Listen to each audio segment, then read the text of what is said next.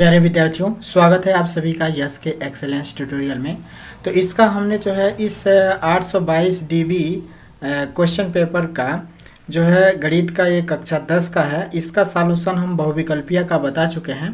Section B का solution आज हम लोग देखेंगे। पहला सभी खंड कीजिए, इसका सभी जो है प्रश्नों का सॉल्यूशन देखेंगे।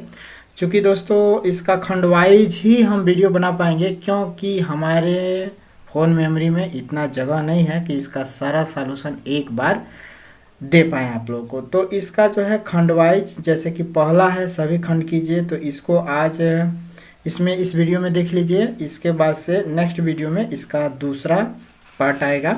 तो पहले पार्ट में आज हम लोग इन सभी का जो है सॉल्यूशन देखेंगे और इसको मिला लीजिएगा, ठीक है। बहुत सारे ऐसे स्टूडेंट हैं जिसका कमेंट आ रहा है कि सर इसका पूरा सॉल्यूशन बताइए। तो पूरा सॉल्यूशन एक वीडियो में संभव नहीं है। तो चलिए हम लोग जो है इसका पहला क्वेश्चन का जो है सॉल्यूशन देखते हैं। यदि 2 cos स्क्वायर 45 माइनस 1 बराबर cos थीटा, तो थीटा का मान ज्ञात कीजिए, ठीक है। तो इसको जो है हम लोग यहाँ पे नोट कर लेते हैं और इसको सॉल्व करते हैं, ठीक है। पहला क्वेश्चन है 822 डीबी का जो है सॉल्यूशन आप लोग देख रहे हैं, और इसका जो है सभी खंड कीजिए का ए का सॉल्यूशन देख रहे हैं हम लोग। तो कह रहा है कि यदि 2 cos, अब सबसे पहले हम लोग दे देंगे कि यहाँ दिया है, ठीक है, लिख देंगे। और इसमें हम लोग जो है क्या करेंगे, जो दिया है उसको लिखते हैं। तो 2 cos square 45 degree minus 1 is equal cos theta, okay. अब इसको जो है हम लोग सॉल्व करेंगे। तो सॉल्व में जो है हम लोग क्या करेंगे, इसमें वैल्यू पुट करेंगे। तो 2 और cos स्क्वायर 45 डिग्री, तो यहाँ पे हम लोग cos स्क्वायर 45 डिग्री का डायरेक्ट मान भरेंगे गुणा करके। तो cos स्क्वायर 45 डिग्री का मान क्या होगा, तो cos 45 अंश का मान होता है 1/√2, और इसका जो हम लोग क्या कर देंगे, वर्ग कर देंगे। फिर माइनस में 1 कर देंगे, बराबर लिख देंगे cos थीटा, ठीक है। अब क्या करेंगे हम लोग, अब इसको जो है फिर हम लोग लिख सकते हैं 2 इंटू, अब 1 का वर्ग करेंगे तो 1 होगा, √2 का वर्ग करेंगे तो ये 2 होगा, माइनस में 1 है तो 1 होगा, बराबर cos थीटा, ठीक है। अब हम लोग जो है क्या कर सकते हैं, 2 से जो है 2 को ख़त्म कर देंगे, ठीक है। तो यहाँ बचेगा 1, माइनस में 1 इज इक्वल cos थीटा, ठीक है। अब 1 माइनस 1 इज इक्वल 0 बराबर cos थीटा, ठीक है। माना 1 में से 1 घटाएंगे तो ये हो जाएगा 0। अब देखिए, चूँकि यहाँ cos थीटा है, थीटा का मान बताना है तो cos को भी हटाना पड़ेगा। तो देखिए cos, अब हम लोग चूँकि इधर cos थीटा है तो इधर cos 0 मैंने ये 0 डिग्री मैंने 0, हम लोग जो है cos कितने डिग्री का मान होगा, यानी कि 0 को हम लोग cos के फॉर्मेट में लाएंगे। तो cos के फॉर्मेट में लाएंगे तो cos 0 कितने डिग्री का मान होता है, तो cos 0 बराबर हम लोग लिख सकते हैं 90 डिग्री, लिख सकते हैं, बराबर cos थीटा। तो cos थीटा इधर लिख देंगे, ठीक है। अब क्या करेंगे कि cos से cos को कैंसिल कर देंगे। तो थीटा बराबर क्या आ जाएगा हमारा, थीटा बराबर 90 डिग्री, ठीक है। यही हमारा उचित आंसर होगा, ठीक है। तो हमारा आंसर क्या होगा, थीटा बराबर 90 डिग्री। नेक्स्ट सवाल देखते हैं। इसका दूसरा सवाल है 2 क्रमागत धनात्मक पूर्णांक ज्ञात कीजिए जिनके वर्गों का योग 365 हो। हमें क्या दिया गया है, यहाँ पे लिखेंगे, क्वेश्चन नंबर बी है इसका, और यहाँ पे हम लोग लिखेंगे गिवन है या दिया है। तो हमें क्या दिया गया है, हमें दिया गया है 2 क्रमागत धनात्मक पूर्णांक ज्ञात कीजिए जिनके वर्गों का योग, यानी कि 2 क्रमागत धनात्मक पूर्णांकों के वर्गों का योग, यानी कि वर्गों का योग दिया हुआ है, वर्गों का योग बराबर क्या है, तो 365 है। इतना हम लोग को दिया गया है। तो हम लोग जो है क्या करेंगे, लिखेंगे, क्या लिखेंगे, माना दो धनात्मक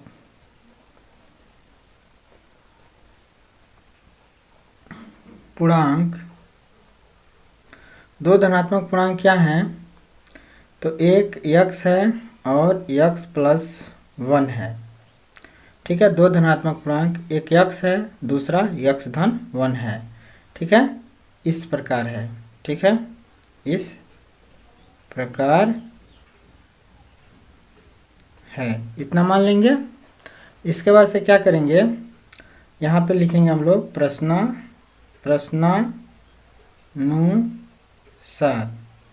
प्रश्नानुसार हम लोग क्या करेंगे, प्रश्नानुसार हम लोग जो है लिखेंगे। प्रश्नानुसार प्रश्न में यही नहीं कह रहा है कि इन दोनों के वर्गों का योग बराबर है 365 के, तो दोनों का वर्ग कर देंगे, यानी कि x का स्क्वायर प्लस में x प्लस 1 का स्क्वायर बराबर कर देंगे 365।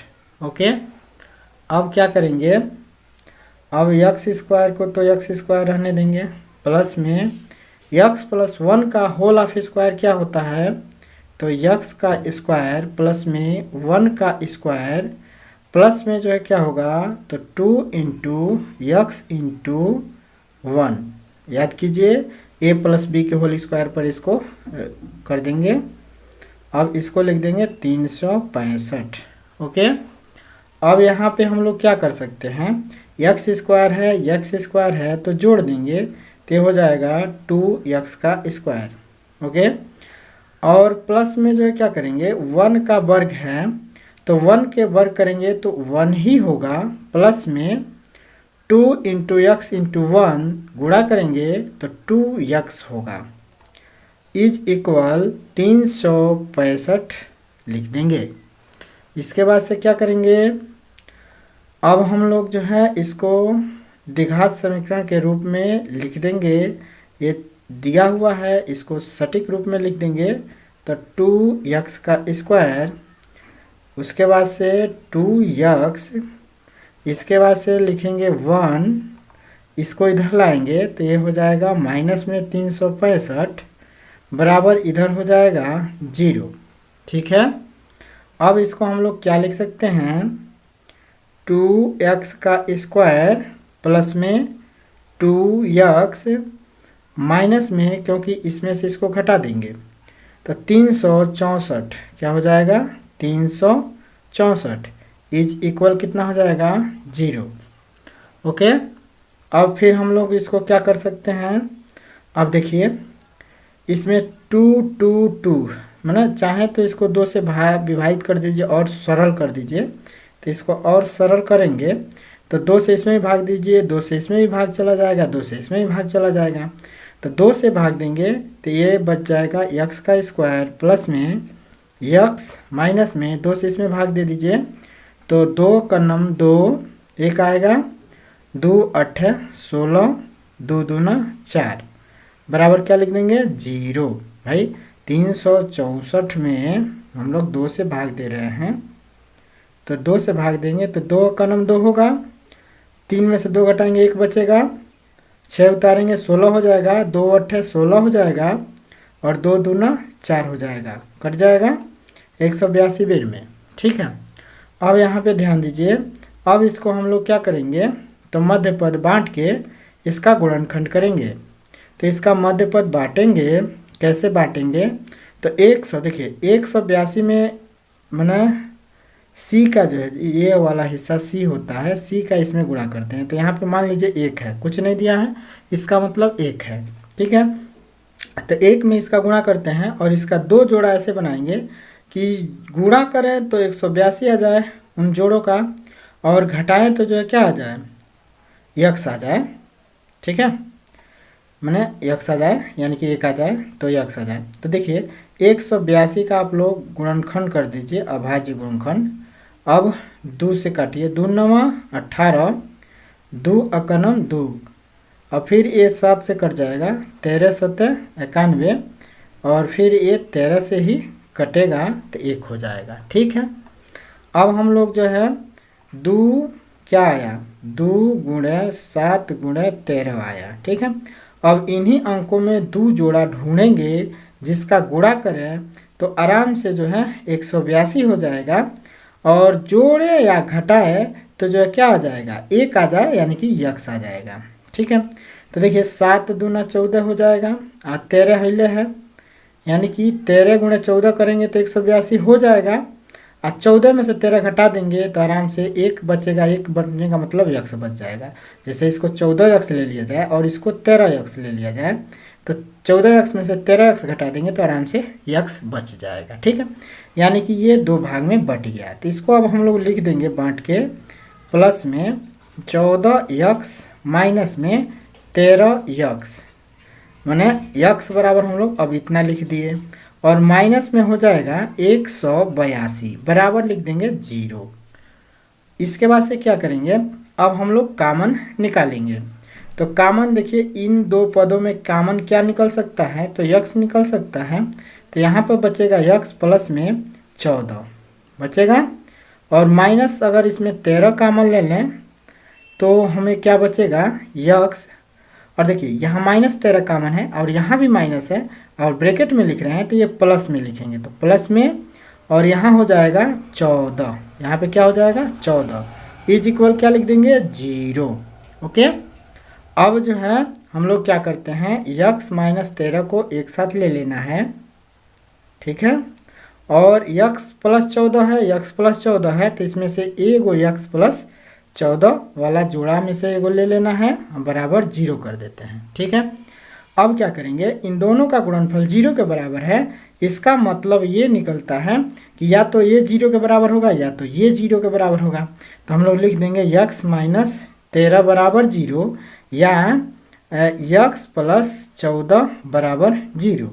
अब इसको अगर सॉल्व करते हैं तो यक्स बराबर 13 आ जाएगा, इसको सॉल्व करते हैं तो यक्स बराबर -14 आ जाएगा। -14 वाला संख्या अमान्य होगा तो इसलिए यक्स की वैल्यू हो जाएगी 13। तो यक्स का वैल्यू हो गया 13, और हमने जो है क्या किया था कि जो है पहला संख्या जो है यक्स माना था यहाँ पे, तो पहला संख्या हमारा जो है यक्स माना था और यक्स की वैल्यू आ गया 13। तो दूसरा संख्या क्या होगा, तो 13 प्लस 1 कर देंगे यानी कि 13 इधर रखेंगे, यहाँ पे 1, तो 13 प्लस 1 करेंगे तो 14। तो इस प्रकार हम लोग लिख सकते हैं, इस प्रकार पहली संख्या 13 है और दूसरी संख्या कितनी है, तो दूसरी संख्या लिख दीजिएगा 14। तो इस प्रकार हमारा आंसर हो जाएगा 13, 14। हमारा आंसर क्या होगा, 13 और 14। ठीक है, आगे देखते हैं सी पार्ट। देखिए सी है बिंदु एक्स वाई बिंदुओं 3, 6 और -3, 4 से समदूरस्थ हो तो एक्स और वाई में संबंध ज्ञात कीजिए। इसको कैसे करेंगे, देखिए 2 बिंदु हम ले लेते हैं।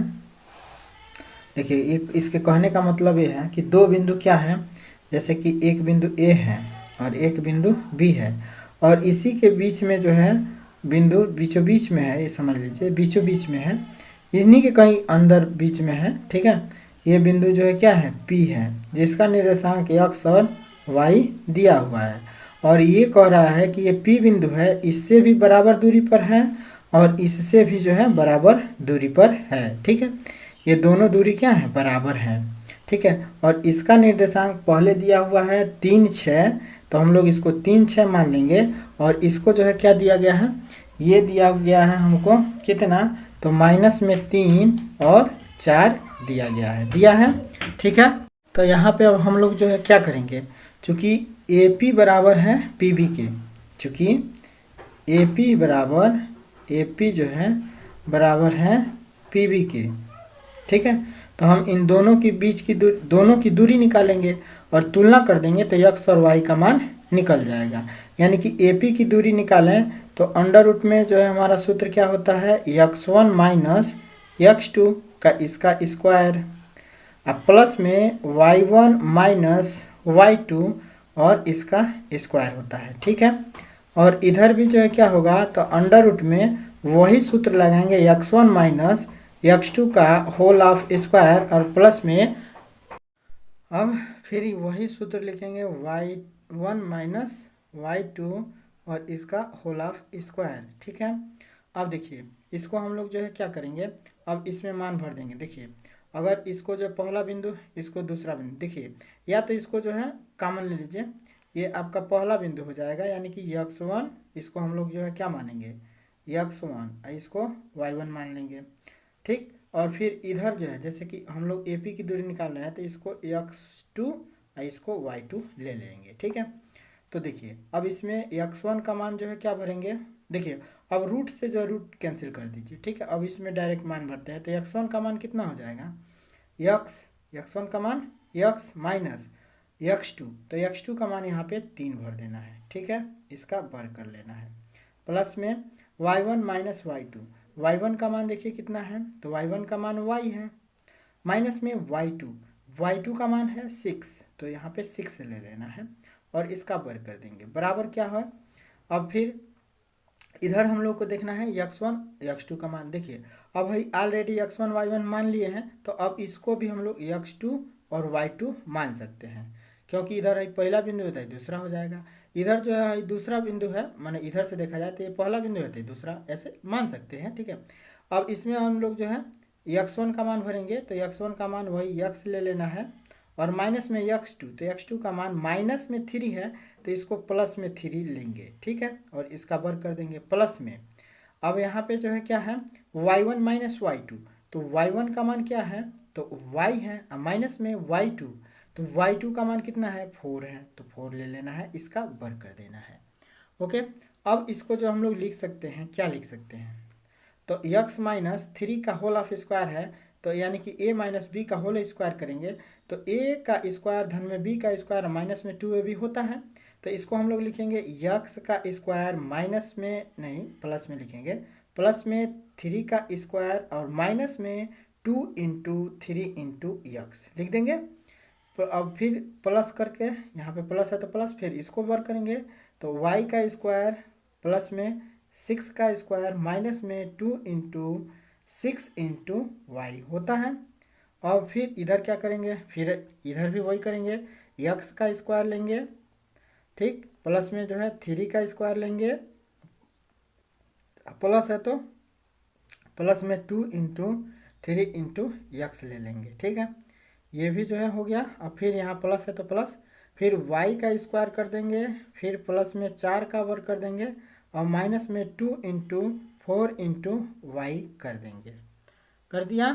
अब इसके बाद से हम लोग क्या करेंगे, इसके बाद से थोड़ा सा और नीचे कर देते हैं ताकि आप लोगों को साफ दिखे, ठीक है, ठीक है, हाँ। अब देखिए इसके बाद से फिर क्या करेंगे, अब हम लोग अब देखिए ये बराबर के इधर अगर समान संख्या है, बराबर के इधर भी समान संख्या है, तो उसको भाई ये इधर ले जाएंगे तो ये जो है 0 हो जाएगा, तो इसको ख़त्म कर लेते हैं, ठीक है। ये 3 का वर्ग है, इधर भी 3 का वर्ग है, चिन्ह समान है, तो ये भी जो है इधर आएगा तो ख़त्म हो जाएगा, ठीक है। और जो है y का वर्ग इधर प्लस में है, y का वर्ग इधर भी प्लस में है, तो ये ख़त्म हो जाएगा। अब जौन बचेगा उसको लिख देंगे, तो यहाँ पे देखिए क्या बच रहा है, 3 दूना 6x, माइनस में कितना बच रहा है 6x बच रहा है, ठीक है। और क्या बच रहा है 6x, 3 दूना 6x बचा, फिर जो है प्लस में जो है 6 छके 36 हो जाएगा, फिर जो है क्या होगा माइनस में 6 दूना 12y हो जाएगा, फिर इधर जो है क्या होगा, तो इधर देखिए 3 दूना 6x हो जाएगा, 6x हो जाएगा, और फिर जो है 4 चौका 16 हो जाएगा प्लस में, और फिर माइनस में 4 दूना 8y हो जाएगा, 4 दूना 8y हो जाएगा, माइनस में होगा। अब हम लोग जो है क्या करेंगे, x को जो है एक्स वाई को एक तरफ और बिना एक्स वाई के जो है, यानी कि चर राशि को एक तरफ अचर राशि को एक तरफ, तो चर राशियाँ जिसमें एक्स वाई है वो चर राशियाँ होता है, और जिसमें एक्स वाई नहीं है वो अचर राशि होता है।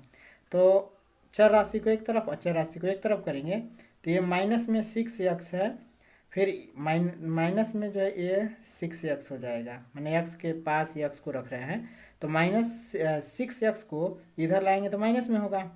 ठीक, फिर माइनस में 12y है, ऐसा ही है, और माइनस में 8y को इधर लाएंगे तो प्लस में 8y हो जाएगा। और बराबर इसको अब क्या लिखेंगे, माइनस में 36 इधर लाएंगे तो हो जाएगा। आइए प्लस में जो है क्या है, 16 है।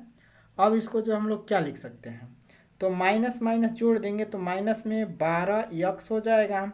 और इसको जो है क्या लिख सकते हैं, तो 12 माइनस में है, प्लस में 8 है, तो 12 में से 8 घट जाएगा, तो घटेगा तो ये कितना हो जाएगा, 12 में से 8 जा 4y हो जाएगा। और इधर कितना होगा, तो 36 में से 16 घटा देंगे, चिन्ह माइनस का आएगा, क्योंकि चिन्ह माइनस का इसलिए आएगा कि माइनस अधिक है। तो 0 और 3 में से 1 जा 2, यानी कि ये हो जाएगा 20। ठीक है, अब देखिए ये जो है, चाहे तो हम लोग जो है क्या कर सकते हैं, माइनस कॉमन ले सकते हैं, दोनों में माइनस है तो माइनस कॉमन ले लीजिए। उसके अलावा 4 दोनों में से कॉमन निकल सकता है तो 4 कॉमन ले लीजिए। ये कितना हो जाएगा, अब 4 तिया 12, 3x हो जाएगा। और माइनस में जो है क्या, माइनस देखिए यहाँ माइनस है, यहाँ माइनस है, माइनस कॉमन ले लिए तो ये प्लस में आएगा, तो प्लस में जो है क्या हो जाएगा, केवल y हो जाएगा। अब बराबर माइनस में जो है 20 है। ठीक है, अब ये माइनस से माइनस खत्म हो जाएगा, होगा, और 4 से जो है इसमें भाग दे देंगे, चूँकि यहाँ गुणा में है, इधर आएगा तो भाग जाएगा, तो 4 पचे जो है क्या हो जाएगा 20, तो ये हो जाएगा 5, यानी कि 3x धन y बराबर हो जाएगा 5। ठीक है, तो x और y में संबंध ये हमारा मिल गया और यही हमारा आंसर हो जाएगा। ठीक है, तो यही हमारा जो है आंसर होगा, तो इसका ये आंसर हो गया। नेक्स्ट क्वेश्चन देखते हैं डी क्या कर रहा है, एक लंबवृत्तीय शंकु के आधार की त्रिज्या 3.5 सेंटीमीटर है तथा ऊंचाई 12 सेंटीमीटर है, शंकु की तिर्यक ऊंचाई ज्ञात कीजिए। ठीक है, तो शंकु की तिर्यक ऊंचाई ज्ञात करना है, इसके लिए क्या करेंगे, इसको इस पे सॉल्व करते हैं, इस पे सॉल्व करना ठीक नहीं रहेगा। चलिए इसको जो है देखते हैं, ABCD। ठीक है, अब देखिए हमको क्या दिया हुआ है, शंकु का जो है R दिया हुआ है, R कितना है, तो 3.6 है, 3.5 सेंटीमीटर है। और H दिया हुआ है, कितना दिया हुआ है, तो H दिया हुआ है 12 सेंटीमीटर दिया हुआ है। हम लोग जानते हैं, डायरेक्ट कर दे रहे हैं ज़्यादा इसको। ठीक है, हम लोग जानते हैं कि इस शंकु का तिरछी ऊंचाई L बराबर क्या होता है, तो अंडर रूट में R का स्क्वायर धन में H का स्क्वायर होता है। मान इसमें पुट रख देंगे इसमें मान, तो R का वर्ग यानी कि 3.5 का वर्ग, ठीक है, प्लस में H का स्क्वायर करेंगे तो यानी कि 12 का वर्ग कर देंगे। ठीक है, अब अगर हम लोग वर्ग करते हैं तो अंडर रूट 3.5 का वर्ग करेंगे, 3.5 गुणे 3.5 होगा, 5 पचे 25 के 5 2, 5 3 15 2 17, और 3 पचे 15 के 5, 3 दूना 6 1 7। ठीक है, 5 पचे 25 के 5 2, 5 3 15 2 17, 3 पचे 15 5 1, 3 दूना 6 1 7, 3 3 9 1 10। देखिए गलती हो गया था ना, 3 3 9 1 10 होगा। अब 5 7 5 12 1 2 1, 1 1 2, ये हो जाएगा 1 1 2 हो गया, ये 12 25, और दशमलव लगा देंगे कितने अंक पे, 2 अंक पे, तो 2 अंक पे दशमलव लग गया, तो ये हो गया आपका 12.25 हो गया। और इसको हम लोग लिख देंगे 12 ब्रह्म 144, 12 ब्रह्म 144। ठीक है, तो अब इसको जो है हम लोग 12 ब्रह्म 144 कर देंगे। अब क्या करेंगे, इसको जो रूट में करके इसको जोड़ देंगे। ठीक है, तो 12.25 में 144 जोड़ेंगे तो ये हो जाएगा 156.25, क्योंकि देखिए ये पूर्णांक है तो 12 इसमें जुड़ेगा और दशमलव वाला अंक इधर ही रहेगा। ठीक है, तो 144 में 12 जोड़ेंगे तो 156 और दशमलव में 25। ठीक है, अब इसका हम लोग वर्गमूल निकालेंगे तो इसका वर्गमूल आएगा 12.5, इसका वर्गमूल कितना आएगा 12.5, तो यानी कि तिरछी ऊंचाई L बराबर हो जाएगा 12.5, और सेंटीमीटर में दिया है तो सेंटीमीटर, यही आपका आंसर हो जाएगा। ठीक है, तो 12.5 सेंटीमीटर इसका आंसर हो जाएगा। इसके बाद से नेक्स्ट, इसके बाद से दिया है E, कह रहा है कि बिंदु ए बी और माइनस में या माइनस में बी के बीच की दूरी ज्ञात कीजिए। ये निर्देशांक ज्यामिति है, दो बिंदु के बीच की दूरी ज्ञात कर लेना है। तो कैसे ज्ञात करेंगे, देखिए यहाँ पे हम लोग लिख देंगे ए बी सी डी, अब ये हो गया ई, ठीक है। यहाँ पे हम लोगों को दिया गया है बिंदु, मान लेते हैं ए बिंदु का जो है निर्देशांक ए बी दिया हुआ है। अब बी बिंदु का निर्देशांक क्या दिया हुआ है, तो माइनस में ए माइनस में बी दिया हुआ है, यही ना दिया हुआ है, ठीक है। मैंने दो एक रेखा है और एक बिंदु जो है समझ लीजिए ए दिया हुआ है, ए बी, बी इसका बिंदु दिया है, कैपिटल बी रखिए, माइनस में ए माइनस में बी दिया हुआ है।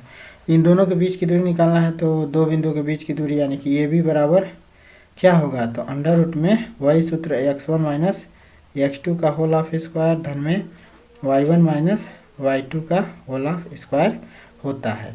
तो यहाँ पे अब हम लोग अंडर रूट में x1 माइनस x2 का होल ऑफ स्क्वायर करेंगे, ठीक है। तो x1 हम लोग यहाँ पे x1 और y1 ले लेंगे, यहाँ पे x2 और y2 ले लेंगे, ठीक है। पहला बिंदु है तो x1 y1, दूसरा बिंदु है तो x2 y2 हो गया।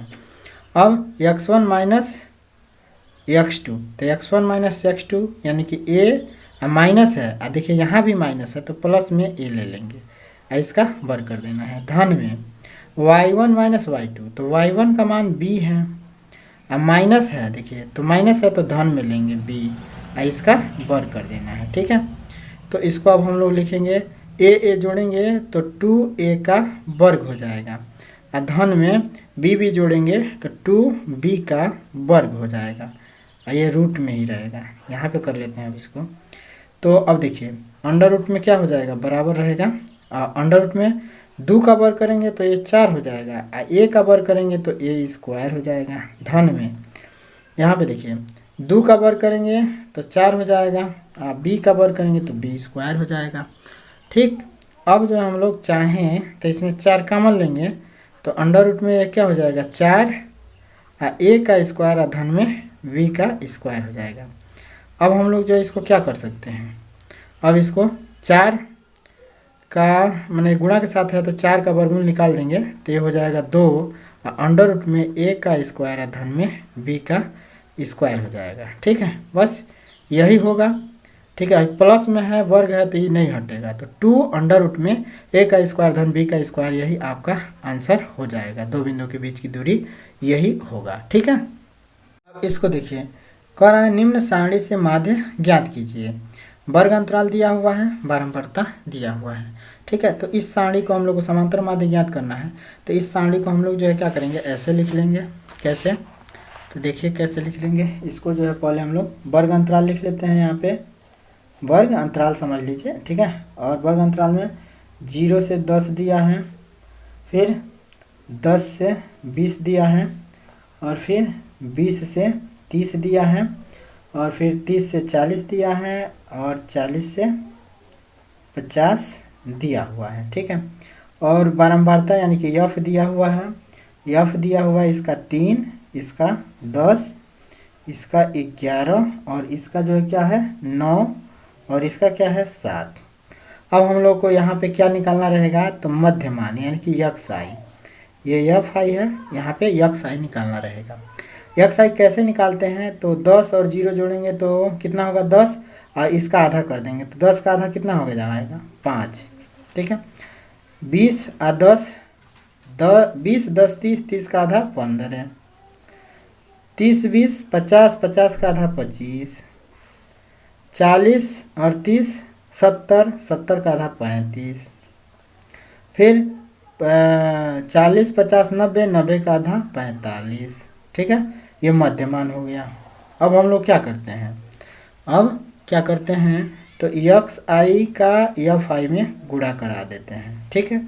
तो इसका इसमें गुणा करा दीजिए, तो 5 दिया क्या हो जाएगा 15, इसका इसमें गुणा कराएंगे तो 15 दहा पर 150, इसका इसमें गुणा कराएंगे तो कितना होगा 25 ग्राम। तो अब देखिए 25 का 11 में गुणा करेंगे तो 275, अब 35 में 9 का गुणा कराएंगे तो 315, 45 में 7 का गुणा कराएंगे तो 315। आई सब जोड़ देंगे तो 1070 हो जाएगा। ठीक है, और इसको भी जोड़ देंगे, इसको कहते हैं सिग्मा एफ आई। इसको क्या कहते हैं, जब जोड़ेंगे ना तो इसको सिग्मा कहते हैं। सिग्मा एफ आई कितना हो जाएगा, तो ये भी जोड़ेंगे तो देखिए ना 10 11 9 20 30 हो जाएगा, और 7 3 10 40, तो ये कितना हो जाएगा 40। ये कितना हो जाएगा 40। ठीक है, अब हम लोग जानते हैं कि समांतर माध्य बराबर यक्स बार बराबर क्या होता है, तो सिग्मा एफ आई यक्स आई बटे में सिग्मा एफ आई होता है। सिग्मा एफ आई का मान कितना है एक्स आई का 1070, और इसका मान कितना है 40। अब भाग दे दीजिए, इससे काट दीजिए, और 4 से 107 में भाग दे दीजिए। तो 4 से 107 में भाग देंगे तो 4 दूना 8, ये 2 हो जाएगा 7, 4 5 20, 4 6 24, 4 7 28, तो 4 6 24, ये कितना हो जाएगा 7 में 4 जा 3। अब दसवां लगा के 0 बढ़ा दिए, 7 चौको 28, 2 4 7 28, 4 5 20, तो ये हो जाएगा 26.45। तो ये समांतर माध्य कितना हो जाएगा 26.45। ठीक है, यही आपका आंसर हो जाएगा, समांतर माध्य 26.45। ठीक है, तो ये आपका खंड मैंने पहला क्वेश्चन जो है पूरा कंप्लीट हो गया। ठीक है, नेक्स्ट डे में इसका दूसरा सॉल्यूशन बताएंगे। और वीडियो अच्छा लगा हो तो चैनल को लाइक सब्सक्राइब कर दीजिएगा, आगे भी इसको बढ़ा दीजिएगा। ठीक है, तो फिर मिलते हैं दोस्तों अगले वीडियो के साथ, तब तक के लिए जय हिंद।